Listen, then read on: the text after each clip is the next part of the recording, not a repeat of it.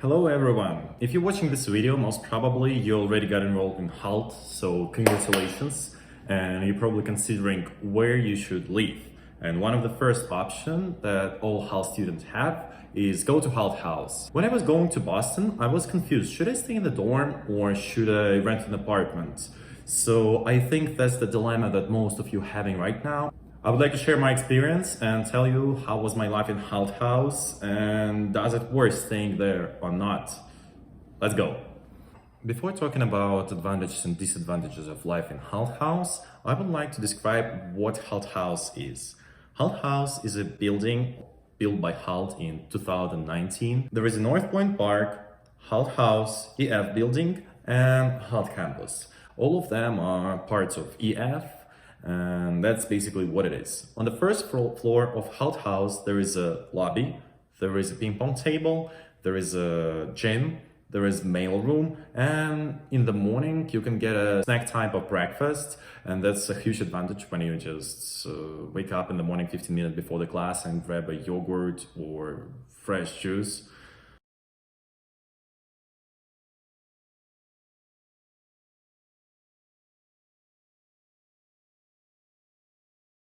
The second and third floor is for parking and maintenance, so there is nothing. The fourth floor is common floor, so there is a huge movie room with projector. There is a couple of smaller movie rooms. There is administration of Hult House, two common areas with sofas, tables, and billiard. There is also clubhouse where you can get food for dinner. And also there is a community kitchen for students who stay in apartments where they don't have kitchens. At the fifth level, there is EF office. As I said, Hult is a part of EF, so it's just the level full of EF employees. Hult House residents are not allowed there, and basically there is nothing to do. They're just desks and computers. Sixth and seventh floor is for undergrad students. Floor from 8 to 12 is for master students. All these types of floor are relatively the same, excluding the type of rooms. And on the living floor, there is a common area where people getting ready to the exams or do their homework. There is also a laundry. I think there are 4 washing machines and 4 dryers, but that's enough, and usually there is no line, but that's a little annoying to go to common laundry and share it with other people. In the ends of the corridor there is a small private study place, so if you're not feeling like being in the main area, you can just go there. And there are basically apartments of students. Now let's go deeper to the advantages and disadvantages of living there. So I would like to start with advantages of life in Hult House. At first, the first and the biggest advantage of Hult House, that is close to the campus. So it's literally less than 2 minutes away. You just need to cross the street and go to the entrance of the building. They staying right close to each other. That's awesome. Overall location. Hult itself located in a really good neighborhood. So Hult House, as far as it is across the street, it's in a good neighborhood too. It's located in East Cambridge, so it is right close to the bay. It is a bridge away from the Boston, so I think it takes like 8 or 9 minutes to go to Boston from Cambridge. Also, you can be located 5 or 7 minutes away from Orange Line Community College or from a Green Line Lichmere. So location-wise, it's really good. You will have a CVS, it's a pharmacy. You will have a shopping mall with a food court where you can get Taco Bell, Panda Express, Burger King. The third biggest advantage of Hult House is that you're living around Hult people. And as far as you go in here to study, the interaction with other students is a huge part of your experience. So if you were staying in Hult House, there will be a lot of students around you. Buongiorno, signor. Buongiorno. May I ask you for tomato pasto? Tomato pasto. You're Italians, you should have it. I have, yeah, the last one. Down here, actually. Is this fine? Grazie. Thank you.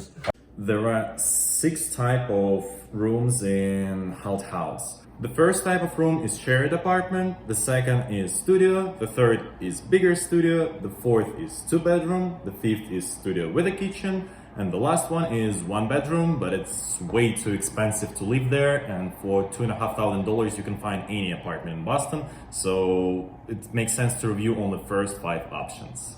What goes about shared apartment without the kitchen? For me, it's way too much to stay with another person, so especially when you're doing it for $1,300, it's not worth it. So for this money, you can find a shared apartment and you have your own room somewhere else in Cambridge or Boston itself. If you're talking about this small studio without kitchen, if you're ready to order delivery or eat in Clubhouse, or cook at your friend's place or at the common community kitchen on the 4th floor.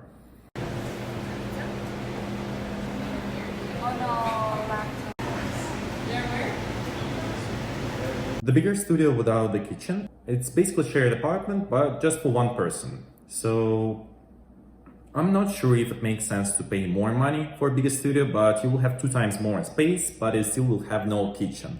So I think that's weird decision, but you still can make it if you want to stay alone without the kitchen and have more space. Why not? The other type of apartment is 2-bedroom apartment. That's the type of apartment where I lived. The thing is that you have a roommate, you have your own room, you have a shared bathroom, and you have a kitchen.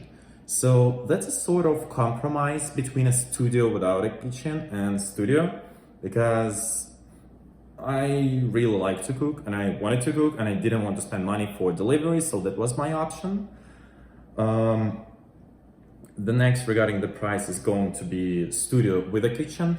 I personally think that's not a good choice because this apartment is way too small and it's not that comfortable to stay there, but it's still gonna be your own place without roommates. And you will have a kitchen, but I think you need to pay $200 more for that type of place, and I think personally it's not worth it. During the COVID, I was moved from my apartment to the studio with a kitchen, and it was not enough space. It was literally my bed and walls around it. It's pretty depressive, so maybe because I was staying during the whole quarantine there, but I think like 2-bedroom apartment will be a better option. Preparation is for exam is a really good advantage of Hult House because evenings before the exams or assignment deadlines, there are a lot of students in a common area who preparing for this exam. That depends on your program, if you MIM, MIB, MFin or MSBA. But any day before exam on the assignment deadline in the student hall in the common area, there will be a lot of people preparing for the same exam.